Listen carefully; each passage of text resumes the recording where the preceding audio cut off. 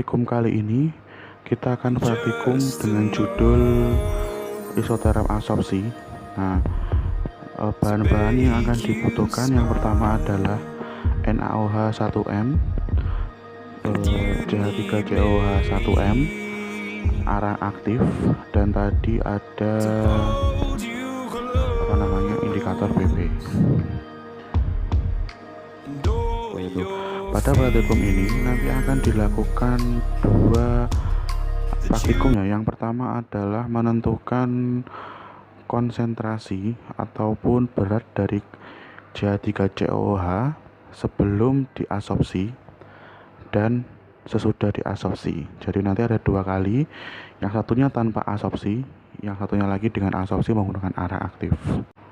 Oke, untuk tahap pertama dari praktikum kali ini adalah pembuatan larutan asam asetat dengan konsentrasi 0,5 m dan 0,25 m yang dibuat dari larutan induk 1 m. Oke, tahap selanjutnya setelah pembuatan larutan asam asetat 0,5 m dan 0,25 m. Nah, saatnya kita melakukan percobaan pertama, yaitu penentuan massa dari asam asetat sebelum dilakukan absorpsi ya.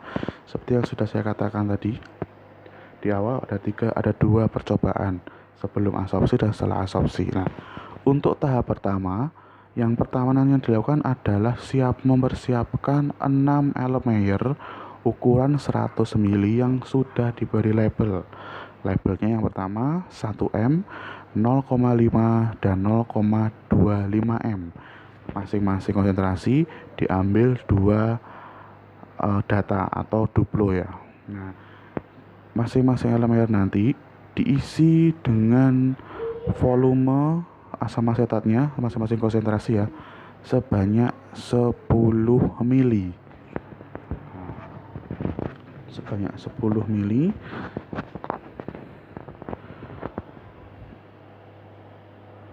Oke, setelah larutan pertama sudah dimasukkan ke dalam ke dalam Erlenmeyer. Jadi yang perlu diperhatikan dalam mengambil larutan dengan konsentrasi yang berbeda, apabila kita setelah mengambil larutan dengan konsentrasi 1M, kita kan mau mengambil konsentrasinya 0,5 m, maka kita harus menggunakan pipet ukur yang berbeda, atau bisa kita gunakan pipet ukur yang baru bila disediakan itu lebih dari satu pipet.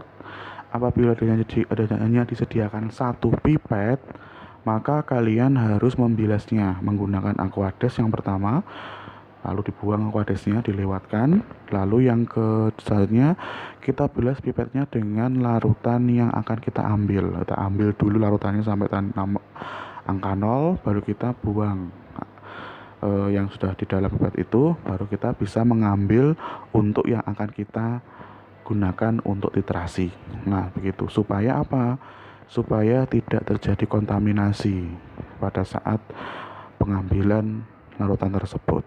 Nah, selanjutnya ini penampakan, ini adalah visualisasi ya, setelah larutan asam asetat dimasukkan ke dalam Erlenmeyer sesuai dengan labelnya. Nah, setelah itu nanti kita akan melakukan titrasi. Nah, setelah kita menambahkan larutan PP dan kita sudah memasukkan larutan NaOH di dalam buret, maka tahap selanjutnya adalah kita titrasi ya. Nah, titrasi diawali dari larutan asam asetat dengan konsentrasi 1 mili.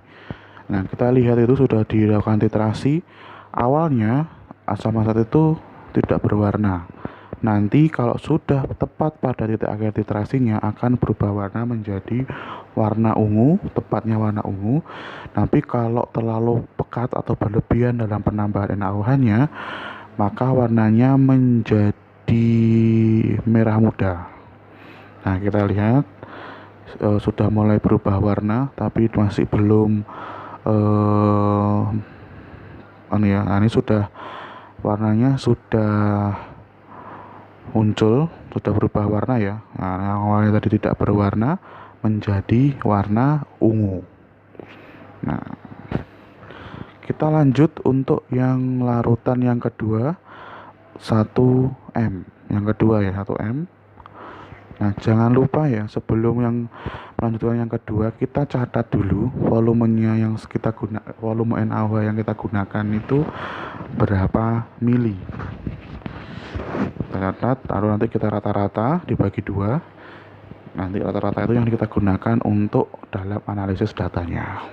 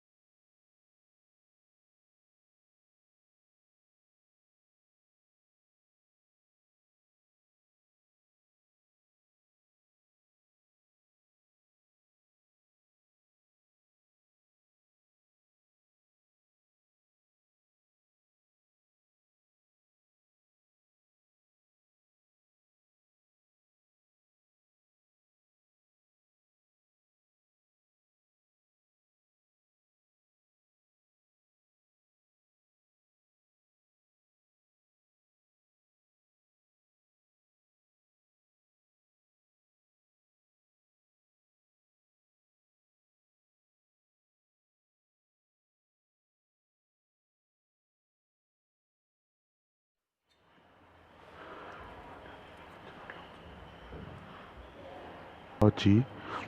Nah, nanti ke asal loginya kita timbang dulu, kita masukkan dulu di dalam timbangan, lalu kita tir atau zero kan, sehingga nanti yang terbaca di dalam itu adalah hanya berat arang aktifnya. Nah, itu arang aktifnya di dalam kaleng itu bukan biskuit ya, bukan jajan lebaran, tapi itu adalah arang aktif. Nah, coba kita sendok, warnanya adalah hitam. Nah, kelihatan hitam kan, warnanya hitam. Kita timbang arang aktif tersebut sebanyak berapa? 1 gram ya, 1 gram. 1 gram stabil kita ambil. Nah, sudah satu ini untuk yang pertama. Jangan lupa dicatat kelebihannya. Nah, ini yang kedua.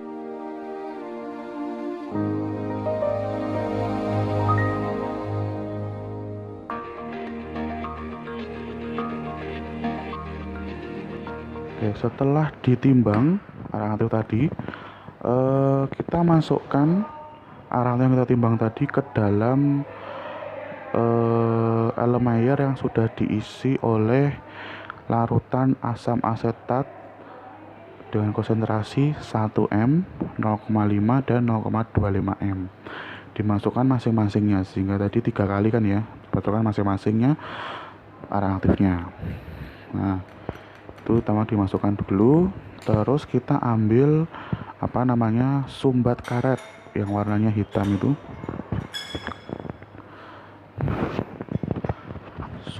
Sumbat karet yang warnanya hitam. Nah, itu jangan lupa dipaskan, jangan sampai kekecilan. Nah, kita kocok-kocok dulu, lalu kita diamkan kurang lebih selama 30 menit. Nah, terus yang kedua dimasukkan ke Erlenmeyer yang berisi larutan asam asetat dengan konsentrasi 0,5 M. Juga sama caranya, setelah dimasukkan semua, ditutup dengan pensumbat karet, terus digocok-gocok, lalu diamkan selama 30 menit. Nah, jadi fungsi pendiaman di sini supaya memberikan waktu kepada absorben untuk mengabsorpsi absorbatnya, yaitu adalah asam aset glasial. Jadi semakin lama kita mendiamkan, maka waktu kontaknya akan semakin lama, maka proses absorpsinya akan juga semakin maksimal.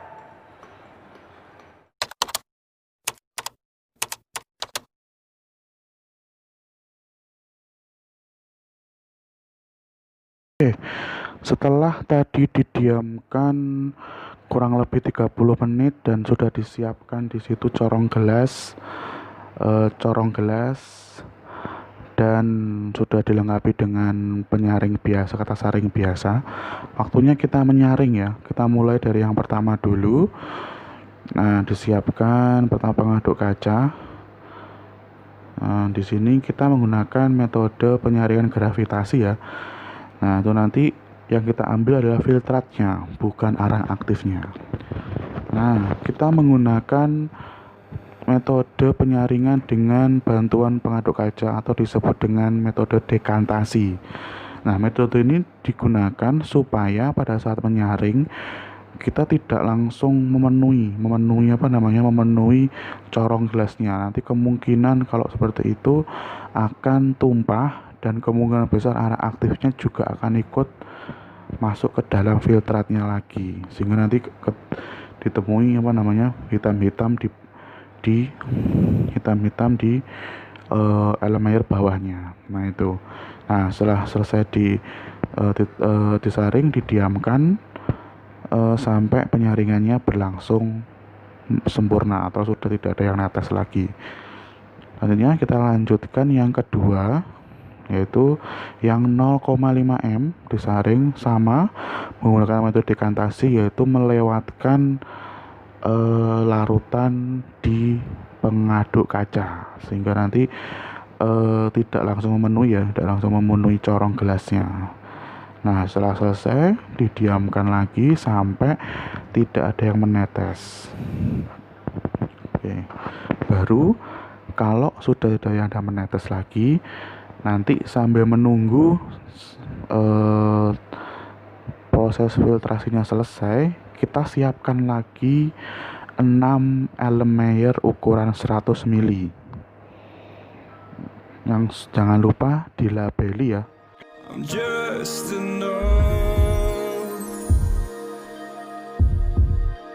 make you smile. Disiapkan 6 Erlenmeyer ukuran 100 ml.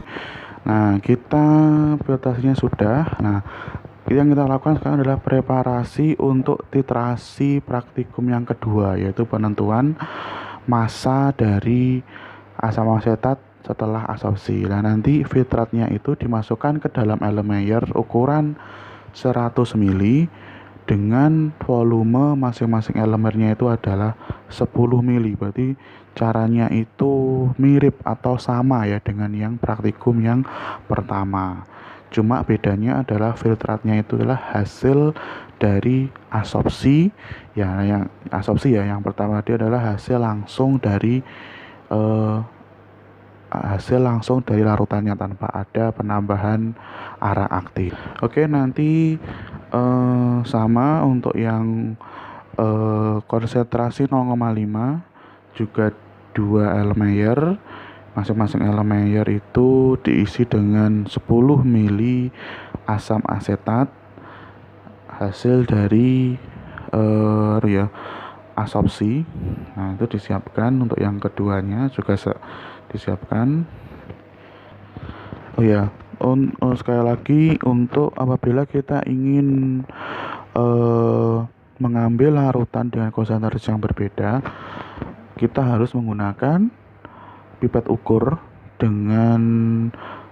yang berbeda ya dengan yang sebelumnya. Atau kalau kita hanya dikasih satu pipet ukur ya, kita mau nggak mau kita harus mencucinya, mungkin dengan cara dibilas dengan aquades, lalu kita bilas dengan larutan yang akan kita ambil.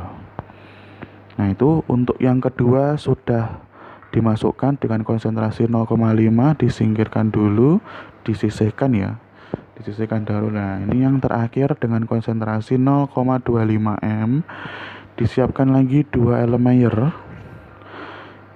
ya, diambil dengan pipet ukur yang berbeda. I'm just enough to make you smile, and you need me to hold you close, and all your fears that you dream of will disappear and flutter on.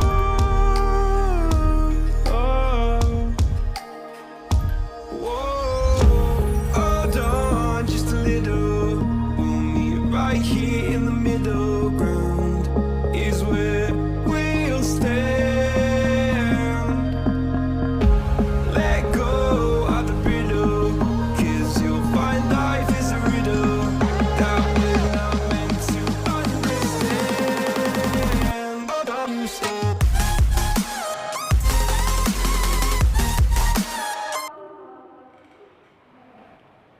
Oke, setelah tadi kita pindahkan dari yang hasil filtrasi atau filternya kita masukkan ke dalam masing-masing Erlenmeyer ukuran 100 mili Erlenmeyer. Sekarang waktunya kita tambahkan indikator PP masing-masing sebanyak 3 tetes.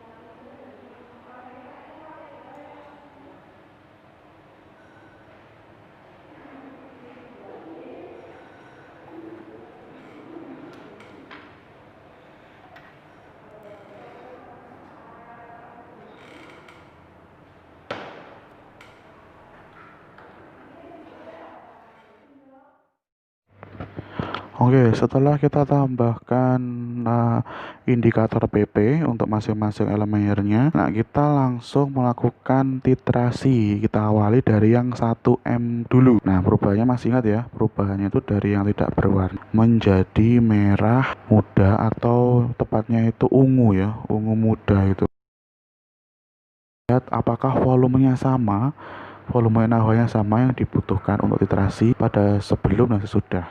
Hipotesisnya harusnya yang kedua ini dia memerlukan sedikit NaOH ya ketimbang yang pertama karena konsentrasinya karena sudah melalui tahapan absorpsi sehingga ada yang berkurang. Ini tidak sama volumenya untuk mencapai titik akhir titrasinya ya. Yaitu bisa terlihat sudah mulai berubah warna. Nah, sudah berubah warna kan menjadi ungu. Nah, itu menandakan titik akhir titrasinya. Kelihatannya sedikit atau berkurang lebih sedikit daripada yang tadi ya secara visual, tapi kita nanti hitung apakah benar ada penurunan atau malah meningkat. Nah, sekarang ini yang kedua atau lembar yang kedua dengan konsentrasi 1M. Sudah mulai terlihat berubah warna. Nah, itu sudah mulai berubah warna, tapi belum belum konstan atau stabil. Kita tambahkan, nah ini sudah berubah warna dan sudah konstan. Nah, itu menandakan lagi-lagi titik akhir titrasinya itu berhasil. Oke, dilanjutkan dengan konsentrasi yang lainnya sampai berubah warna menjadi yang tidak berwarna menjadi merah muda atau ungu.